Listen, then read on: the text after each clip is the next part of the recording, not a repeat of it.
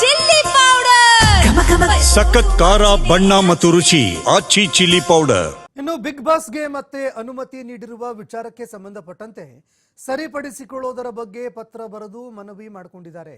ಹೀಗಾಗಿ ಮತ್ತೆ ತೆರೆಯೋದಕ್ಕೆ ಅವಕಾಶ ಕೊಟ್ಟಿದ್ದಾರೆ ಅಂತ ಬೆಂಗಳೂರಿನಲ್ಲಿ ಸಚಿವ ಈಶ್ವರ್ ಖಂಡ್ರೆ ಅವರು ಹೇಳಿಕೆ ಕೊಟ್ಟಿದ್ದಾರೆ. ಮಾಡಿರುವಂತಹ ತಪ್ಪನ್ನ ಸರಿಪಡಿಸಿಕೊಳ್ಳೋದರ ಬಗ್ಗೆ ಒಂದು ಪತ್ರ ಬರೆದು ಮನವಿ ಮಾಡಿಕೊಂಡಿದ್ದಾರೆ.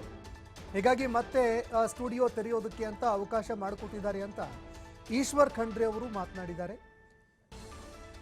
ವಾಯು ಜಲ ಕಾಯ್ದೆ ಉಲ್ಲಂಘನೆ ಮಾಡಿದ್ರೆ ನಮ್ಮ ಅಧಿಕಾರಿಗಳು ಅದನ್ನು ಹೋಗಿ ಪರಿಶೀಲನೆ ಮಾಡಿದ್ದಾರೆ.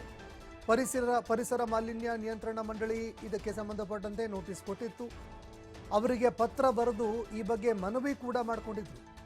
ಇದರಲ್ಲಿ ಯಾವುದೇ ರಾಜಕೀಯ ಅಡಗಿಲ್ಲ ಅಂತ ಈಶ್ವರ್ ಖಂಡ್ರೆ ಅವರು ಮಾತನಾಡಿದ್ದಾರೆ. ಅಂತೇಳಿ ನಮ್ಗೇನು ಅಲ್ಲಿ ಏನು ಬಿಗ್ ಬಾಸ್ ನಡೀತಾ ಇದೆ ಅಂತ ನಮ್ಗೇನು ಗೊತ್ತಿಲ್ಲ. ನಮಗೆ ಅಲ್ಲಿ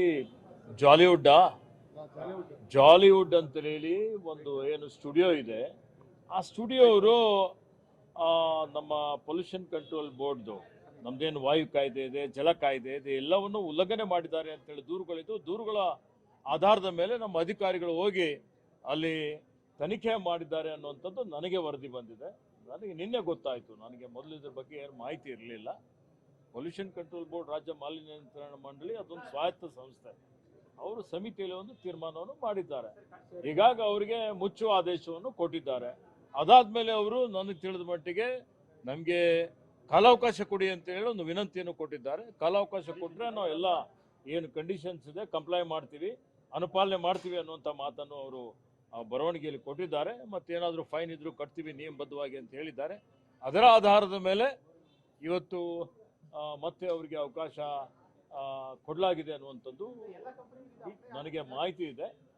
ಸೊ ಈ ವಿಷಯದ ಬಗ್ಗೆ ಇನ್ನು ಹೆಚ್ಚಿನ ಒಂದು ಮಾಹಿತಿಯನ್ನು ನಾನು ಪಡೆದುಕೊಳ್ತೇನೆ.